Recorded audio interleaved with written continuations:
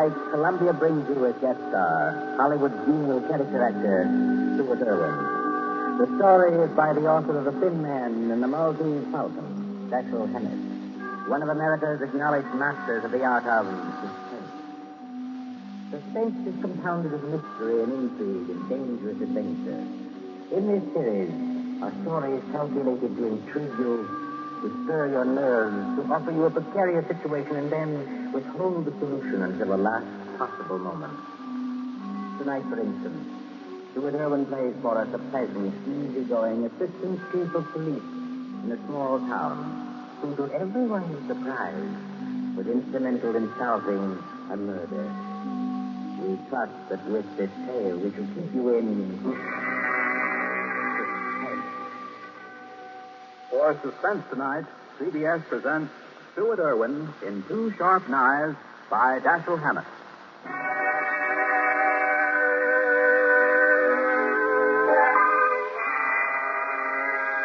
Shortly after 2 a.m., a poker game had just broken up at Ben Candler's, the doctor-coroner of Deerwood City. Scott Anderson, Deerwood's chief of police, and Wally Shane, his assistant. Where are we heading for, Scott? Walk across the street, Wally. See, aren't you afraid of the excitement, Chief? Don't you think that watching the 211 come in is apt to be too much for your blood pressure? Well, if it is, Wally, you can always carry on. You've been a pretty good imitation of an assistant to me for some time now. Yeah? Yeah. If anything happens to me, you'd be the chief. Don't worry. It won't be any harder for you to fool the public as chief. Hi, Emma. Howdy, Scott. Hello, Wally. Kind of late for you boys to be around, ain't it? No, I don't know. We sort of figured we'd put the town to bed tonight. How's the 211? On time? Right on the nose. You ought to be blowing through the bend in just about 3 seconds now. Yep. What'd I tell you? That's her now. Expecting anyone on it, Scott? No, I'm not expecting anyone. Wally and I just thought we'd come over and watch the commandments, all. You know, Elmer, you never can tell who might get off, though. Dick Turpin, Henry Morgan, Jesse James, Jack the Ripper, or 6 officers of Murder Incorporated, or even your Aunt Gussie. I guess you're right, Wally. Well, there she be. Pardon me, Dick, but I gotta be rolling the wagon out to the baggage car.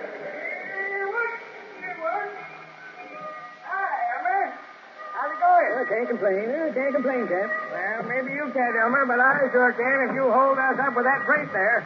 You got much more? Nope. It's the last piece now. There you are, Cap. All done. Okay. See you tomorrow, Elmer.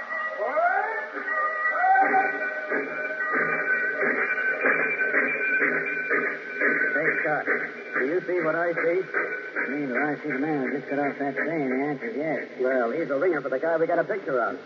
That is the guy. Well, then, what do we do now? You take him, Wally. My car's at the corner of the alley. But, Scott... We'll tail him up the street. Okay, Scott. There he goes now, over toward the taxi stand. Come on. Let's follow him.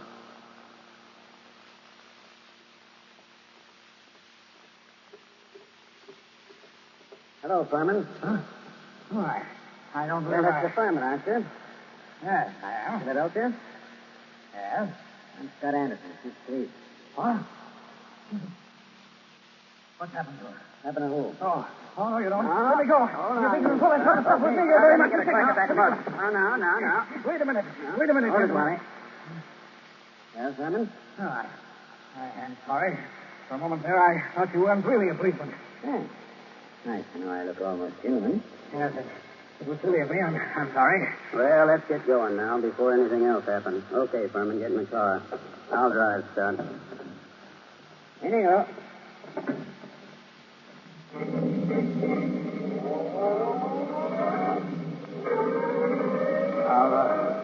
Are you taking me to police headquarters? Right. What for? Philadelphia? I don't think I understand. You understand that you're wanted in Philadelphia for murder, don't you? Murder? Why, that's ridiculous. Who told you that? Well, it's a cinch he didn't make it up. But wait, there must be Take some it easy mistake. now. Wait till we get down to headquarters. And I'll show you what I mean.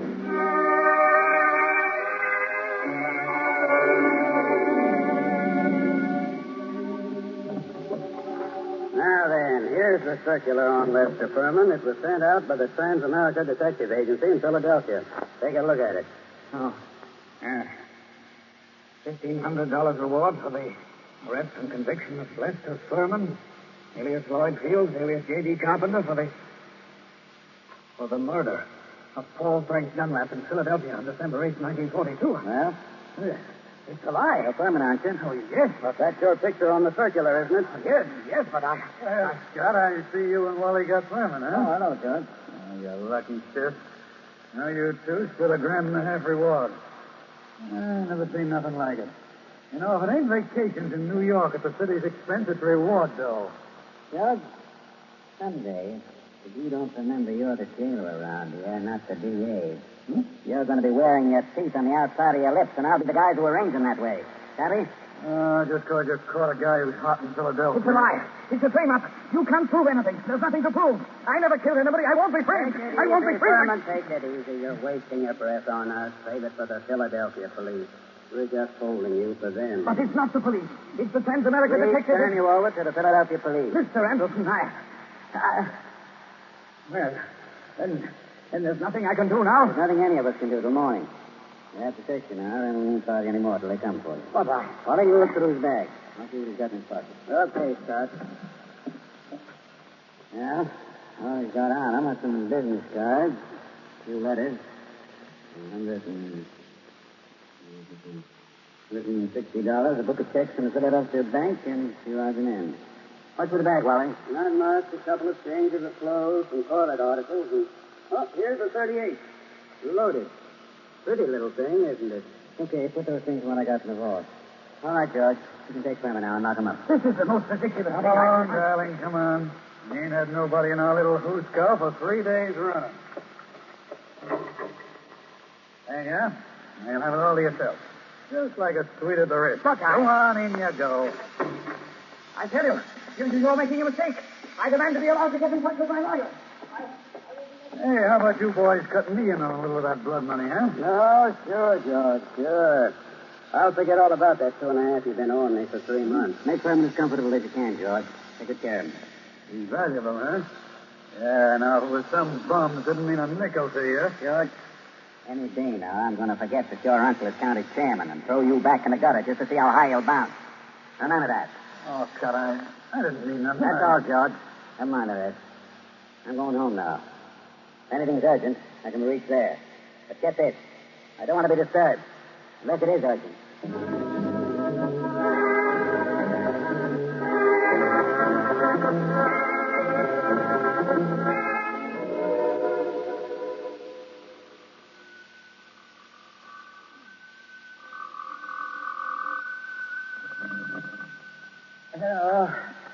Scott, this is Wally.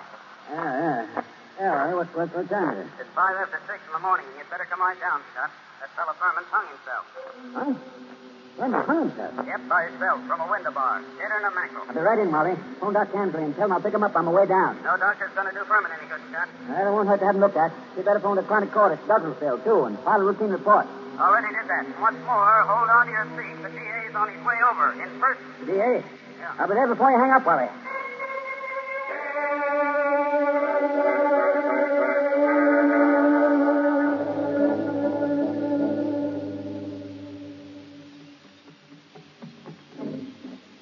Come on in, Chief. Ted Terrell, the DA's here, and he's plenty hot under the collar. What's he burning about? Oh, he's just mad, running up quite a phone bill on us, too. Been calling Philadelphia every couple of minutes since he got here. What kept you so long? I couldn't get the car started. Well, let's go in and see the old bugger.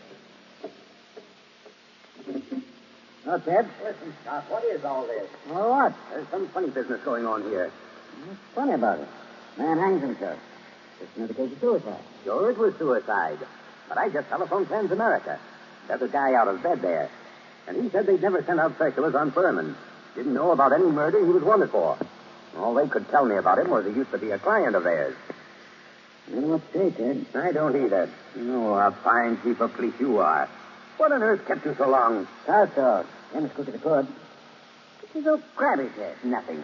I guess it's just the district attorney and... Now, come, gentlemen. Nobody'd know you two are staunch admirers of each other. Okay, Wally. Tell me, What do you make of it? Well, there's plenty wrong, Scott.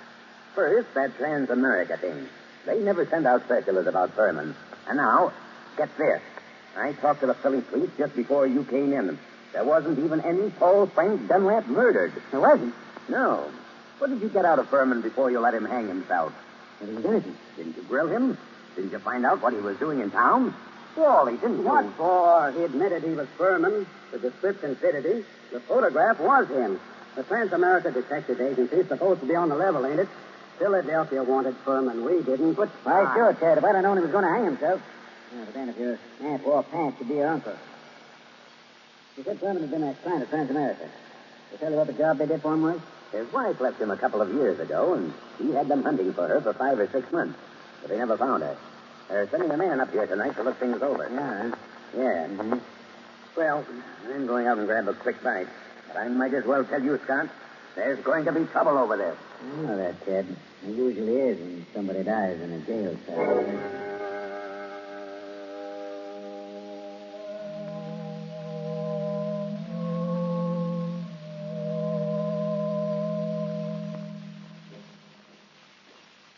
Well, so what's become of that 1,500 fish now, huh, Scott? What happened there last night, George? Nothing. Furman hung himself. Did you find him? Uh-huh. Wally took a look in here to see how things was before he went off duty, and he found him. Yeah, sleep, I suppose. Well, I was catching a nap, I guess, but everybody does that sometimes, Scott. Even Wally sometimes when he comes in off his beat between rounds. Yeah, but I always wake up when the phone rings or anything. Well, Well, suppose I had been awake. Can't hear a guy hanging himself, can you? did Doc Henry say how long Furman had been dead? Yeah, he done it about 5 o'clock, he said he guessed. Oh, you want to look at the remains, Scott? They're over at Spitzer's undertaking parlor. Not now. Hey, and speaking of Furman, what are you going to tell the guys from Trans-America when they show up here tonight?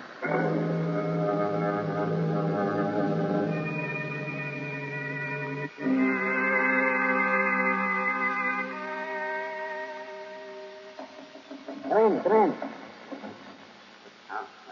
They told me I'd find you here. You're Chief Anderson, aren't you? Yes, that's right. I'm Carl Reesing, assistant manager of the Trans-America Detective Agency in Philadelphia. This is Mr. Wheelock, who was Lester Furman's personal attorney. Glad to know you, Mr. Reesing.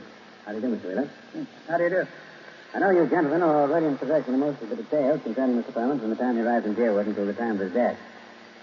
But perhaps you don't know that the police of most towns in our corner of the state have also received copies of this same reward circular. Take a look at it. Oh. I must say this circular is an excellent forgery. You're sure it's a forgery, Mr. Reesing? Oh, yes, there's no doubt about it. But it's an excellent forgery. Tell me, Mr. Wheeler, is Mr. Furman a native Philadelphian? No, not yet. He was a well-known, respectable, and prosperous citizen of Philadelphia. I don't believe. In 1934, he married a 22-year-old girl named Ethel Bryan, daughter of a Philadelphia family. And the Furman's had a child? Isn't that right, Mr. Wheeler? Yes, born in 1936, but the child lived only a few months. Mr. Furman's wife disappeared after the child's death. And what year was it that she disappeared? Mr. Reesing should remember that. His agency rests on the matter. Oh, I remember it well. Mrs. Furman disappeared in 1937. We never heard anything of her again, although Furman spent a lot of money trying to locate her. What does she look like, Mr. Reesing? Oh, in just a moment. I have a picture of her right here in my briefcase. Here it is. Quite pretty, isn't she? If you care for that fact. Seems to me, Mr. Wheeler. She's exactly that.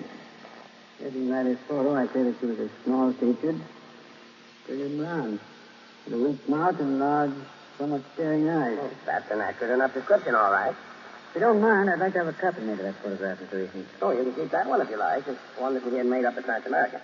Have descriptions on the back. Thanks. Did Furman ever divorce her? No, sir. He was a lot in love with her, and he seemed to think that the child's dying made her a little screwy, so that she didn't know what she was doing. That's right, isn't it, Mr. Wheelock? That is my belief, Mr. Reesing. You said Furman had money, Mr. Wheelock. About how much did he have? And who gets it? I should say his estate will amount to perhaps $500,000 left in its entirety to his wife. Mm-hmm. It's quite a handy sum for anyone to have, I'd say. Mr. Wheelock, everything shows that somebody framed Furman into the Deerwood jail. And that frame-up drove him to suicide. But there has to be something else. A lot else. Well, then, what are you going to do? I'm going across the street to the undertaking parlor and have a look at Furman. I'll see you later.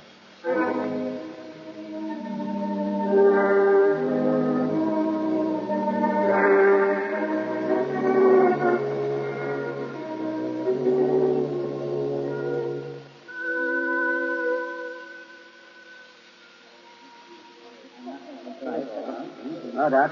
All right, John. I figured you'd come over here to the Undertaker's pretty soon. Any mind, Doc? Let's get out of this crowd. I want to tell you something. I just got rid of 2 guys in my office. Let's go back there. Suits me. 2 of those bruises showed, Scott. What bruises? Well, up under the hair, there were 2 bruises. Why didn't you tell me? I'm telling you now, Scott. You weren't here when I made my examination. This is the first time I've seen you since then. Why didn't you feel disturbed about Furman's bruises when you were testifying at the inquest then? I'm a friend of yours. Do I want to put you in a spot where people can say you drove this chap to suicide by 3rd degree and 2 months? You're nothing. How bad is Furman's head? Well, Scott, that didn't kill him, if that's what you mean. There's nothing the matter with his skull. Just a couple of bruises nobody had noticed, unless they parted the hair. Thought you ought to know, though. Yeah. Thanks. Yeah, to it. This is Fritz, the Undertaker. Listen, Scott, there's a couple of ladies over here that want to take a look at Furman. Is it all right? Who are they? I don't know him. Strangers. What do they want to see him for? I don't know. Wait a minute. Can I please see him? Why do you want to see him? Well, I'm his wife. Furman's wife? Yes. Oh, certainly. I'll be right over. So long, Ben. I've got to go back to the Undertaker. Go on, Scott.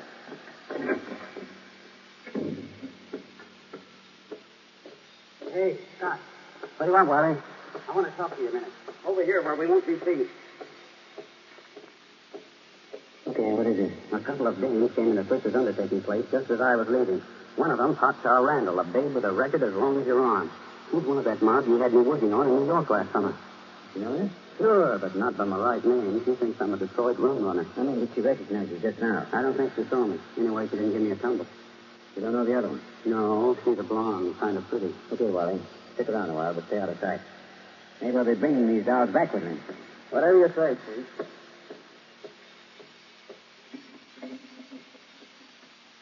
Oh, there you are, Scott. I wondered when you were coming. This is Mrs. Salmon, and this is Mrs. Crowder. How do you do? Hiya, Chief. Hey, just saw the bottle. Got it. I thought your name was Randy. What do you care, Chief? I'm not hurting your town any. Don't call me Chief. You city slickers, I'm the town whistler. Thank you for letting me see him. It's all right, Mrs. Furman. But I'll have to ask you and your friends some questions. So if you'll just come across the street to headquarters and get on with the routine.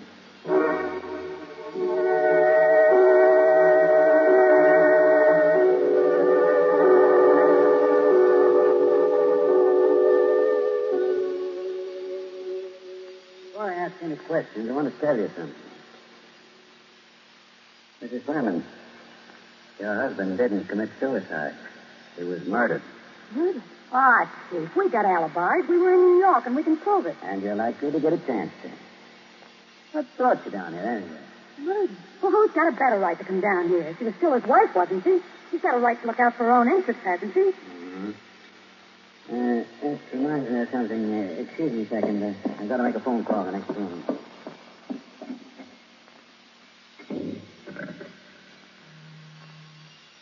Officer Hamill speaking. This is Scott. Yes? Is Wally around? No, he's not here. He said you told him to keep out of sight. I'll find him for you, though. Right. Tell Wally I want him to go to New York tonight. Send Mason home to get some sleep. He'll have to take over Wally's night shift. No?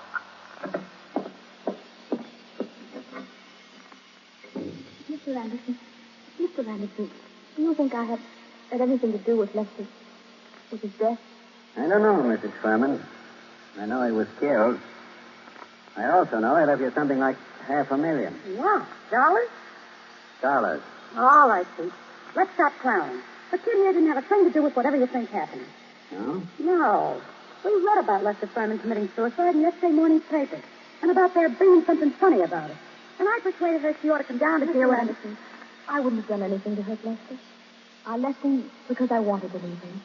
I wouldn't have done anything to hurt him for money or anything else. Had I wanted money from him, I would only have had to ask him for it. That's the truth, Chief. For years I've been telling Ethel she was a chump not to tap him. But she never would. I wouldn't have hurt him. Why'd you leave him? Oh, I don't know how to say it. The way we lived wasn't the way I wanted to live. I wanted... Oh, I don't know what. Anyway, after the baby died, I couldn't stand it anymore. Excuse me. Hello? Oh, yeah, Hamel? You gave Wally the message? Yes, I want him to go to New York tonight. Okay, where is he? Home? He is home, huh? Okay, thanks. This is, Foreman. This circular that caught your husband in the jail. Did you ever see that picture before? No. But I can't. It's a snapshot I have. It's an enlargement of it. Who else has one? Nobody that I know of. I don't think anyone else could have one. You still got yours? Yes, but remember whether I've seen it recently. With some old papers and things. I must have it. Well, Mrs. Foreman, it's stuff like that that's got to be checked up. Neither of us can dodge it. There's two ways we can play it. Yes? Mrs. Foreman, I can hold you here on suspicion until I've had time to investigate things. Or I can send one of my men with you to check up in New York. Yes? I'm willing to do that if you'll speed things up by helping him all you can. If you promise you won't try any tricks. I promise. I'm as anxious as All right. How'd you come down? We drove down. We got a great big car. That's my car, see? That big green job across the street. My man can ride back with you, but no fun. Oh, don't worry, Steve. Come on. We're going to see Wally Shane, the man who's going to drive to New York with you.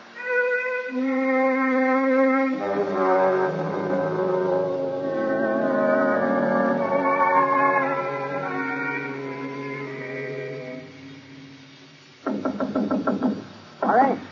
Who is it? Start, Wally. Come in. Ladies first.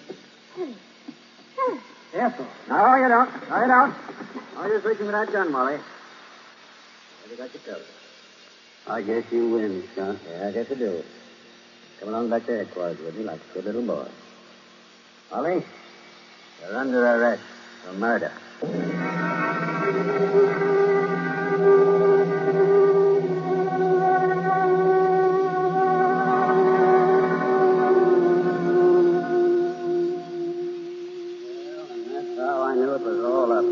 The minute I saw those two dames going into Fritz's. Then when I was ducking out of sight, I ran into you, and I was afraid you'd take me over there with you, so I had to tell you one of them knew me. Figured you'd want to keep me under cover for a little while anyhow. Long enough for me to get out of town. Why didn't you get out, Wally? Well, I dropped in home to pick up a couple of things before I swam, and that phone call of Hamill's catches me, and I fall for it. You see, Scott, I figured you're not on to me yet, and they're going to send me back to New York to see what dope I can get out of the dames. Well, you fooled me, brother. I never thought you'd fall for that. Then you didn't just stumble into all this accidentally, did you? No, I didn't, Wally. I figured Thurman had to be murdered by a copper. No reward circle is well enough to make a good job of forging one. Look at Andre. Who printed that Thurman circular for you, Wally? I'm not dragging anyone in with me. There's only a poor mug that needed dough. Okay, Wally. You see, I knew only a couple would be sure enough of the routine to know how things would be handled. Only one of my coppers would be able to walk into Thurman's cell, bang him across the head, and string him up on those bruises showed you. They did? I guess I should have wrapped 2 towels around that blackjack. Well, gee, Scott, I seem to have slipped up on a lot of things. That narrows you down to my coppers, and, well, you told me you knew the Randall woman. There it was. And I figured you were working with it. What got you like this, Wally? Same thing that gets most straps into jams, a yen for easy dough. I was in New York, see, Scott, working that Dutton job for you, palling around with big shot racketeers, passing for one of them, and... Yes? Well, I got to figuring that my work takes more brains than theirs, and they're taking in big money, and I'm working for coffee and cake. That kind of stuff gets you, Scott. Anyway, it got me. Mm-hmm. Then I ran into this Ethel Furman, and she goes for me like a house afire. I like her, too, see, so that's dandy. But one night she tells me about how much dough her husband's got and how he feels about it, and I get to thinking... Thinking what? I think she's nuts enough about me to learn. So I get to thinking, suppose he died and left her his role. Mm-hmm. I see. So I run down to Philly a couple of afternoons and look Furman up, and everything looks fine. I took my time working out the details, meanwhile writing to her to a fellow in Detroit. Go on. Finish one. Well, I decided to do it. I sent those circulars out to a lot of places, not wanting to point too much to this one. And then when I was ready, I phoned Furman, telling him to come to Deerwood Hotel that night. And sometime before the next night, he'd hear from his wife, Ethel. I knew he'd fall for any trap that was baited with her. Only, I guess I'm not as sharp as I thought I was, Scott. Maybe you are, Wally. Maybe you are. It doesn't always help. Old man Camsey, Ben's father, used to have a saying, to a sharp knife comes a tough steak. Well, how you did it, Wally. I always liked it. I know you did, Scott. I was counting on that.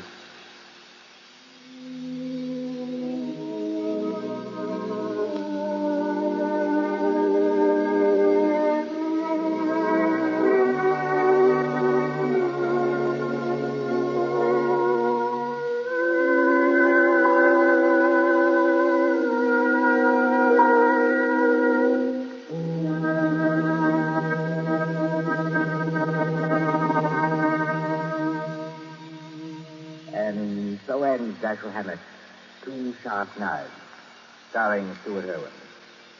Tonight's story of suspense. Columbia presents these tales of mystery and intrigue and dangerous adventure for your relaxation and enjoyment. Next week, suspense will not be heard because of a special holiday broadcast. Columbia's review of the events of the year, 12 crowded months, which has been scheduled. On the following Tuesday, January 5th, there'll be another in this city. Same hour, 9:30 Eastern Wartime. We'll steer the producer, John Deese, the director, and Bernard Herman, the composer-conductor. Our collaborators on Suspense. This is the Columbia Broadcasting System.